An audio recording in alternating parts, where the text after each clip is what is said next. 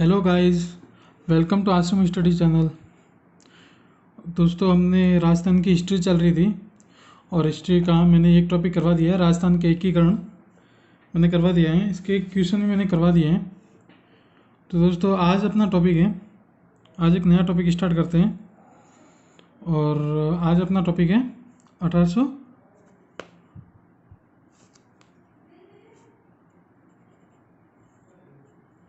1818 की संधियाँ।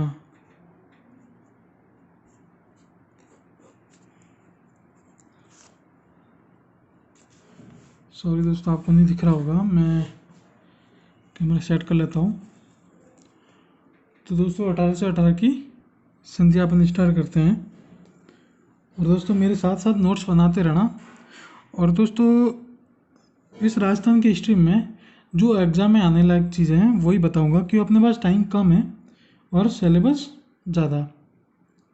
तो दोस्तों, मैं शॉर्ट एंड स्वीट में जितना हो सके शॉर्ट में आपको पढ़ाऊँगा, और जो एग्ज़ाम के लिए इम्पोर्टेंट है वही चीज़ पढ़ाऊँगा। एक बार आप ये लेक्चर ले लोगे तो आपको लगभग राजस्थान की हिस्ट्री का अंदाज़ा हो जाएगा कि राजस्थान के अपने ये हुआ था, ये हुआ था, इसका पूरा अंदाज़ा हो जाएगा। तो बात दोस्तों 1800 की है। उस टाइम क्या था कि वर्तमान राजस्थान जो है वो क्षेत्र में बहुत सारी रियासतें थी। उन रियासतों में प्रमुख कौन होता था? राजा होता था। और ये राजा आपस में लड़ते रहते थे, अपने स्वामित्व के लिए लड़ते रहते थे कि क्षेत्र को बढ़ा सके, इसके लिए लड़ते रहते थे। तो ये चीज़ जब अंग्रेज आए तो अंग्रेजों ने देखा कि आपस में लड़ रहे हैं, तो इन्होंने क्या किया कि रियासतों के राजा को लालच दिया कि इनका राज्य तो इनके हाथ में ही रहेगा, और कोई बाहर से राजा अगर आक्रमण करता है तो हम आपकी रक्षा करेंगे, और बदले में कुछ नहीं चाहिए। ये जैसे कि कुछ रियासतें आपस में कर लेती थी कि आप हमें कर दीजिए, हम आप पर आक्रमण नहीं करेंगे। जैसे अपने कोटा और झालावाड़ के आसपास की जो रियासतें थी, तो उन पर मराठों का प्रभाव ज़्यादा था। तो मराठे क्या करते थे, इनसे एक कर लिया करते थे। उस कर के अनुसार, उस कर के बदले वे कहते थे कि उन पर आक्रमण नहीं करेंगे और उनकी रक्षा करेंगे। तो इसी प्रकार अंग्रेजों ने बोला इन रियासतों को कि हम आपसे कोई कर नहीं लेंगे, बदले में बस हमें जगह चाहिए, हम अपना व्यापार कर सकें। और ये इनकी एक रणनीति थी, जो व्यापार करने से शुरू होकर एक पूरे उनको रियासतों को अधीन करने की। तो दोस्तों, कैसे क्या हुआ मैं आपको बता देता हूँ। पहले इस टॉपिक में इम्पोर्टेंट ये है कि 1818 की संधियाँ किन किन के बीच में हुई थी। तो पहला क्वेश्चन ही अपना ये बनता है कि ये 1818 की संधियाँ किन के बीच में हुई थी। तो दोस्तों, किन के बीच में हुई थी मैं आपको बता दूँ। ईस्ट इंडिया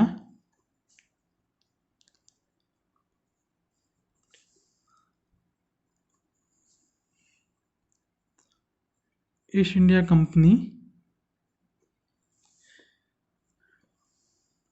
और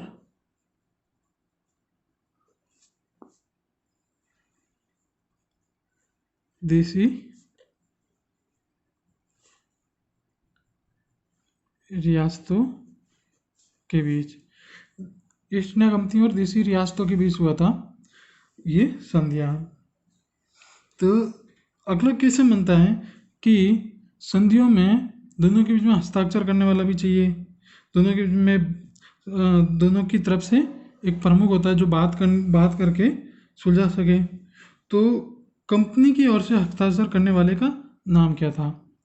कि ईस्ट इंडिया कंपनी की तरफ से बात करने के लिए कौन था?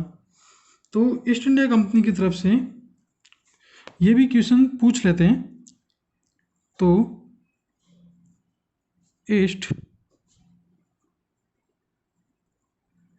इंडिया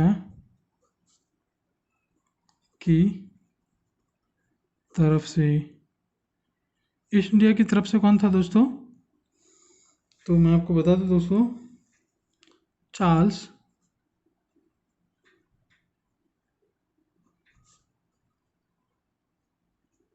मेटकॉक।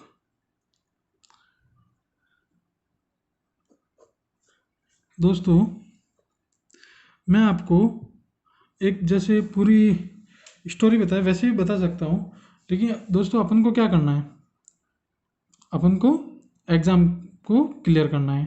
तो दोस्तों अभी इतना टाइम नहीं है, तो मैं आपको कुछ जो इम्पोर्टेंट चीज़ है वही बता रहा हूँ चीज़। और दोस्तों रियासतों की तरफ से कौन था,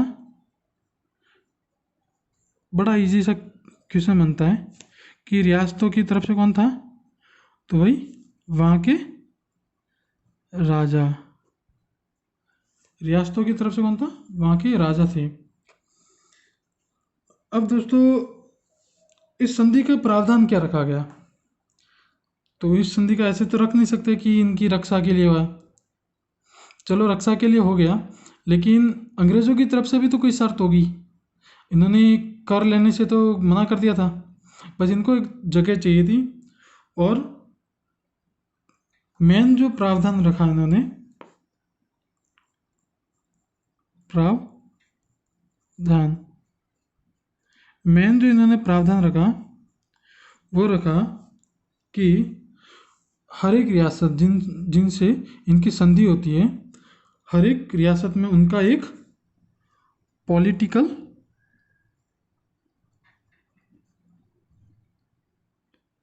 पॉलिटिकल एजेंट तैनात होगा। ये पॉलिटिकल एजेंट क्या करता था कि वहाँ के राजाओं को सलाह दिया करता था और उनके राजपाट को जो उनकी रियासत में चल रहा है उसको समझकर आगे अपने हेड को बता देता था।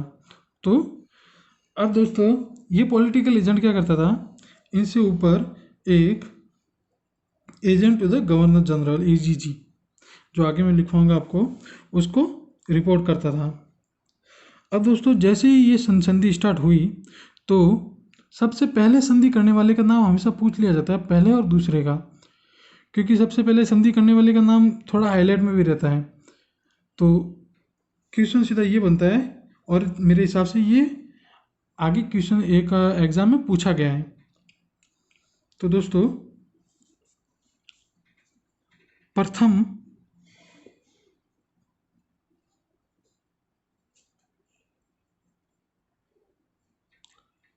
हस्ताक्षर करने वाली रियासत कौन सी थी, तो दोस्तों कौन सी थी, करौली। यहाँ के राजा कौन थे, दोस्तों राजा का नाम भी पूछ लिया जाता है, हरवश पाल सिंह। हरवश पाल सिंह यहाँ के राजा थे। अब दोस्तों दूसरा इसमें एक और क्वेश्चन बनता है कि कब की थी, ये भी एक इम्पोर्टेंट है। तो दोस्तों कब की थी इन्होंने, 15 नवंबर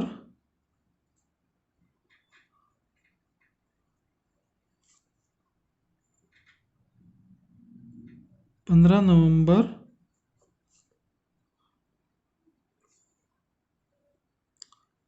1817 को,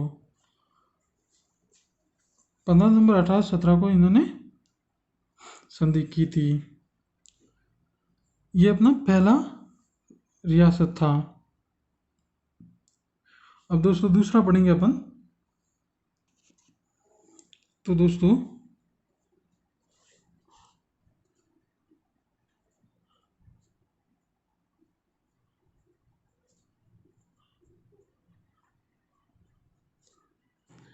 दूसरी रियासत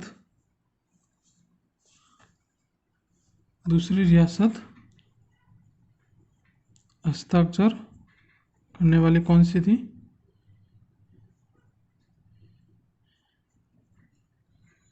तो दूसरी रियासत कौन सी थी दोस्तों?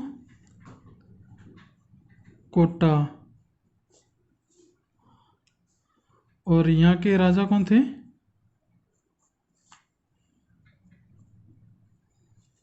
यहाँ के राजा थे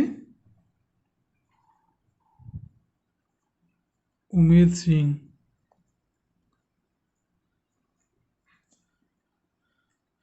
कब की थी दोस्तों?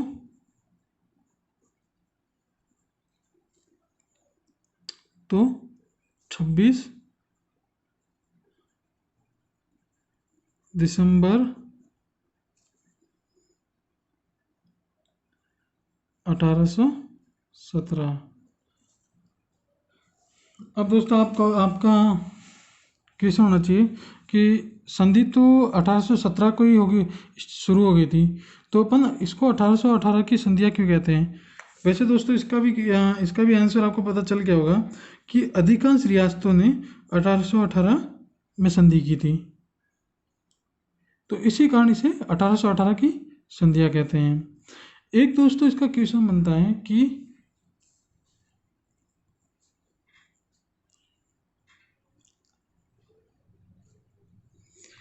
अंतिम रियासत अंतिम रियासत। तो दोस्तों अंतिम रियासत कौन थी जिसने हस्ताक्षर किया था? तो अंतिम रियासत थी सिरोही रियासत। कौन सी थी दोस्तों? सिरोही रियासत। और यहाँ के राजा कौन थे? तो दोस्तों यहाँ के राजा थे शिव सिंह जी। शिव सिंह यहाँ के राजा थे। और लास्ट संधि थी कब की थी? 11 सितंबर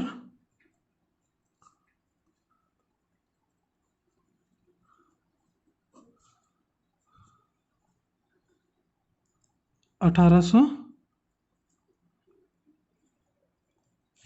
अब दोस्तों 1823 में की थी। अब दोस्तों क्वेश्चन ये बनता है, ये भी बन सकता है इसमें से कि 1818 की संधि सर्वप्रथम कब की गई थी? तो दोस्तों 1817 में की गई थी, 15 नवंबर को की गई थी। और दोस्तों क्वेश्चन ये भी अच्छा बन सकता है कि अंतिम रियासत कौन सी थी और इसने कब की थी? या फिर कह सकते हैं अपन क्वेश्चन ऐसे भी पूछ सकते हैं कि अंतिम रियासत जिसने 1818 की संधि पर हस्ताक्षर किए थे कब किए थे? तो दोस्तों 1823 को किए थे। ये दोस्तों क्वेश्चन बनते हैं इम्पोर्टेंट, इसीलिए मैंने ये सब लिखा है। दोस्तों एक बार आप जैसे मैं नोट्स बना रहा हूँ वैसे बनाओ, ताकि क्या है कि लास्ट में आप जब रिवीजन करो तो आपको ये सारी जो इम्पोर्टेंट चीज़ें हैं वो इजीली दिख सकें और एक शॉर्ट वे में आप देख के एग्ज़ाम के लिए जा सकें। तो दोस्तों आगे बढ़ते हैं अपन। तो दोस्तों सारी रियासतों ने संधि पत्र पर हस्ताक्षर कर दिए थे और हस्ताक्षर करने के बाद हर एक रियासत में एक पॉलिटिकल एजेंट तैनात कर दिया गया था। अब दोस्तों वो पॉलिटिकल एजेंट क्या करता था? रियासतों में जो हो रहा है, कि जो व्यापार हो रहा है, जो राजा के बारे में कमजोरियाँ थी, वो जाके सीधे अपने हेड को बताता था। अब दोस्तों राजस्थान में उसके हेड का कोई ऑफिस नहीं था, तो अंग्रेज़ों ने क्या किया कि एक पद घोषित कर लिया राजस्थान के लिए, ताकि क्या है कि सारे पॉलिटिकल एजेंट उस एजीजी को बता सकें। उस पद का नाम एजीजी रखा, तो उसको आके बता सके और वो अपने सीधा अंग्रेज़ सरकार को कांटेक्ट कर सके। तो दोस्तों ये जो पॉलिटिकल एजेंट की सहूलियत के लिए ये पद स्थापित किया गया। तो कंपनी ने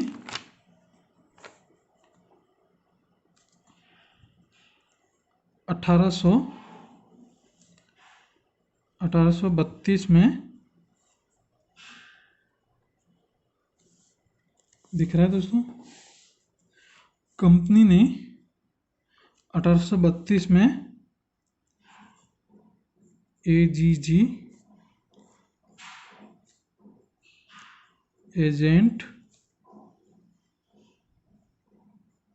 टू द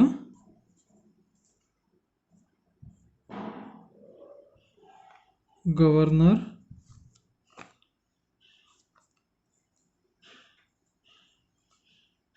जनरल का पद स्थापित किया 1832 में। अब दोस्तों सीधा सा क्वेश्चन बनता है कि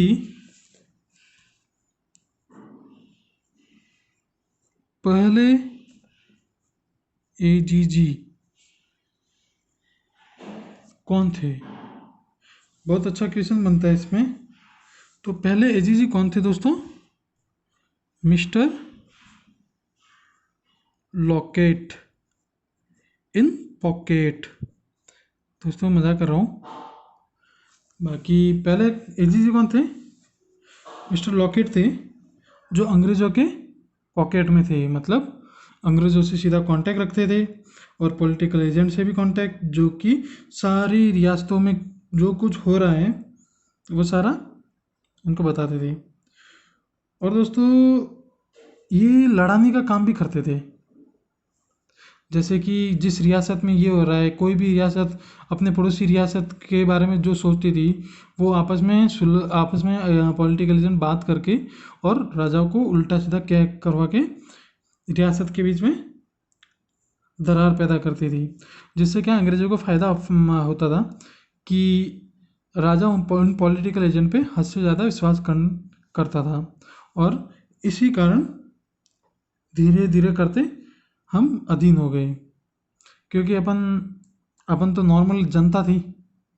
अपन पहले तो राजा के अधीन चलते थे, फिर अपन अंग्रेज़ों के अधीन चलने लग गए। और आज भी आज अपन को फ्रीडम मिली है, लेकिन उस फ्रीडम का कुछ लोग गलत फ़ायदा उठाते हैं।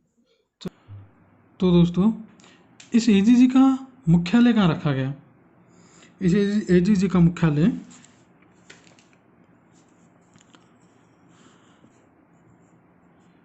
एजीजी का मुख्यालय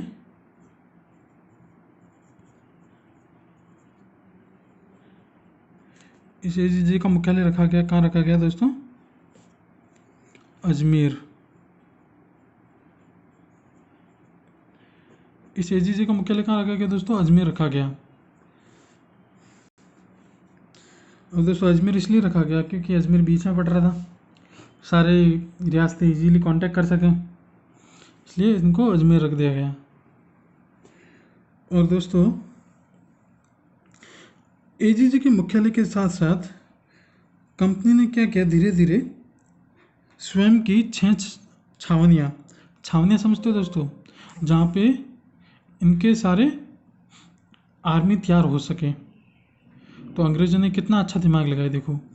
पहले तो एक पॉलिटिकल एजेंट तैयार किया सिर्फ, फिर इन्होंने क्या किया कि उस पॉलिटिकल एजेंट के कांटेक्ट के लिए इन्होंने AGG agent to the governor general रखा। और फिर इन्होंने कंपनी ने 6 छावनियाँ भी रखी, ताकि कोई भी रियासत अगर इनसे इन पॉलिटिकल एजेंट के तहत नहीं चले और अपने खुद के डिसीजन लेने स्टार्ट कर लें और इस पद को ख़त्म करते पॉलिटिकल एजेंट को स्वीकार नहीं करे, तो क्या करते थे, छावनियाँ जल्दी से लेकर अपनी आर्मी लेकर पहुंच सकें। इसके लिए इन्होंने 6 छावनियाँ भी स्थापित कर ली। तो दोस्तों वह 6 छावनियाँ कहाँ कहाँ रखी, मैं आपको एक बार लिखवा देता हूँ। तो दोस्तों कंपनी ने 6 छावनियाँ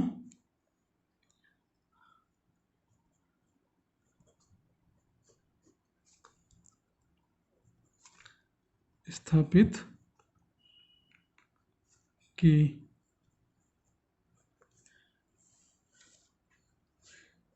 अब दोस्तों 6 छावनियों में से कौन कौन सी थी मैं आपको बता दूं। पहली छावनी थी नसीराबाद। दूसरी छावनी कौन सी थी दोस्तों? ब्यावर। तीसरी छावनी कौन सी थी दोस्तों? एरिन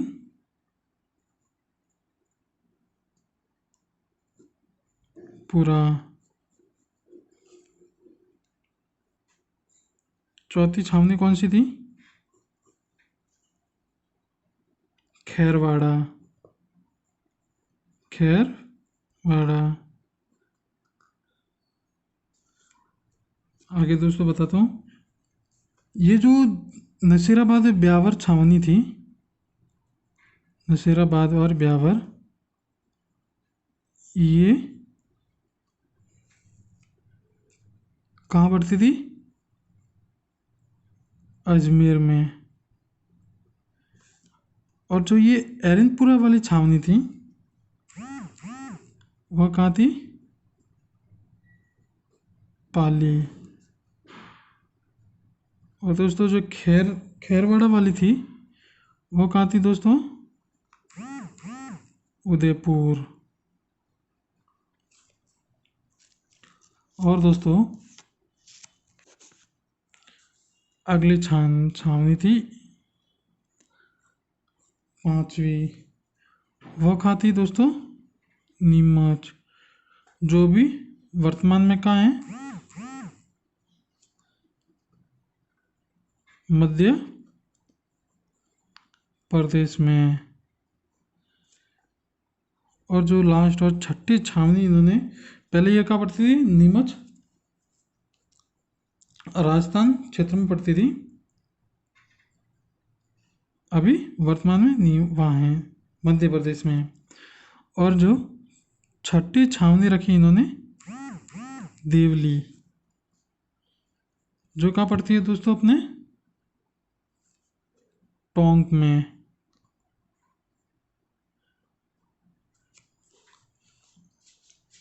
अब दोस्तों ये 6 छावनियाँ रखी, इसमें उन्होंने अंग्रेज सरकार ने अपनी आर्मी तैयार की। और दोस्तों 1857 की क्रांति भी इन छावनियों से स्टार्ट हुआ था, जो कि अपने आगे आएगा। और दोस्तों ऐसा माना जाता है कि जो भी रियासत मना कर देती थी संधि पत्र पर हस्ताक्षर करने के लिए, वो अपने इन्हीं छावनियों से आर्मी बुलवाकर उन पर अटैक करवाती थी। और दोस्तों जो भी रियासत के राजा अपनी पड़ोसी रियासत पर हमला करता था, तो पहले तो उनसे वार्तालाप करके उनको समझाया जाता था, और फिर उन पर इन्हीं छावनियों से अपनी आर्मी भेज दी जाती थी। और इन जो 1818 की संधि से अंग्रेज़ों को बहुत प्रकार के फ़ायदे हुए। जैसे मैं आपको बता दूं कि एक तो इनको सारी रियासत पर अपना कंट्रोल मिल गया, एक आंशिक रूप से ही मिला लेकिन मिल तो गया ना, क्योंकि पॉलिटिकल एजेंट सारी रिपोर्ट देता था एजीजी को, और एजीजी अंग्रेज गवर्नमेंट को देती थी। तो इससे एक तो इनकी रियासत पर कंट्रोल मिल गया इनको, और दूसरा इनको ये मिला कि इनकी खुद की इन छावनियों के थ्रू इनकी खुद की आर्मी तैयार होने लगी, और धीरे धीरे करते इनकी आर्मी बढ़ती गई। और इसी के चलते इन्होंने कुछ रियासतों पर अपना कब्जा जमाया, और धीरे धीरे करते पूरे भारत पर इस तरह जमाया। तो इनको ये जो 1818 की संधिया से कितनी हेल्प मिली इनको, आप खुद ही सोच सकते हैं। और दोस्तों इनमें से एग्जाम में क्वेश्चन आते हैं, अच्छे क्वेश्चन आते हैं। जैसे पहले एजीजी कौन थे? आपने पहले रियासत थी किसने थी जिसने संधि पत्र पर हस्ताक्षर किए, अंतिम रियासत के लिए भी पूछ सकते हैं। और दोस्तों ये भी पूछ सकते हैं कि 1818 की संधि में रियासतों के लिए रियासतों में कौन सा पद इन्होंने स्थापित किया, तो कौन सा था? पॉलिटिकल एजेंट था। तो दोस्तों इसके बाद मैं आपको इसके कुछ विद्रोह बताऊंगा, अच्छे विद्रोह बताऊंगा जिन्होंने इस संधि का विरोध किया। और कुछ जन विद्रोह भी थे जो अपनी अगले लेक्चर में आपको बताऊंगा। तो दोस्तों आज के लिए इतना काफ़ी है। थैंक यू दोस्तों। कल के लेक्चर में मिलेंगे अपन विद्रोह के साथ, नए टॉपिक के साथ। और दोस्तों कृपया करके प्लीज़ आप पढ़ा करो, जैसे मैं पढ़ा रहा हूँ वैसे पढ़ा करो, ताकि आपका पटवारी एग्ज़ाम क्लियर हो जाए। और दोस्तों अगर आपका एक बार एग्ज़ाम क्लियर हो गया दोस्तों, वास्तव में आपको एक फ्रीडम मिलेगी, बहुत अच्छी फ्रीडम मिलेगी। मेहनत है लेकिन अच्छी फ्रीडम मिलेगी आपको। ठीक है दोस्तों, बाय। बाकी आप अपना वाला तो समझ ही सकते हैं। ठीक है, थैंक यू दोस्तों, कल मिलते हैं।